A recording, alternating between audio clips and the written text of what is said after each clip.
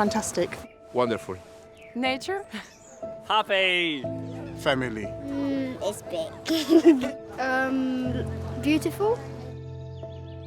You know, we're extremely lucky in Greenwich to have a World Heritage Site right on our doorsteps. I never get tired of visiting this park. It is like a living museum, so much history. The landscaping is just beautiful and the views are completely iconic. Greenwich Park is my park because I spend all my time in the park from morning to evening, basically.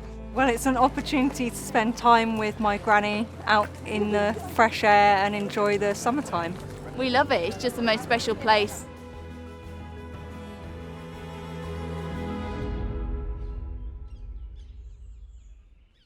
So in the 1660s, when King Charles II came to the throne, he wanted to do something big, and he commissioned Andre Le Notre, the great French landscape architect who designed Versailles, to transform Greenwich Park and transform Henry VIII's Deer Park into this amazing Baroque landscape that we can see today. So he framed the view from the Queen's House by putting in these earth banks and a series of turf steps that led to the top of the hill where we now have the wolf statue. And he planted these avenues of trees. Problem that we've got is trees only live a few hundred years and then they need replanting. They were replanted in the 1970s with Turkey oak, but a lot of those plantings have failed. You can see over here great big gaps where there are no trees. A lot of the trees that we've still got are suffering disease and decay. If we don't start a programme of replanting, we're going to lose large parts of the avenues.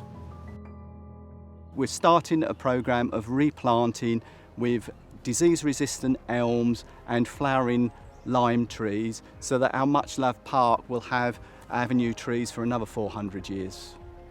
I'm excited because I was an apprentice gardener before on the ground, so it's good to be working in the managerial team to deliver these projects to a high standard. I think it's going to be good. It's about restoring these historic spaces that we have in the park. So currently looking all right, but we're going to make it look a lot better.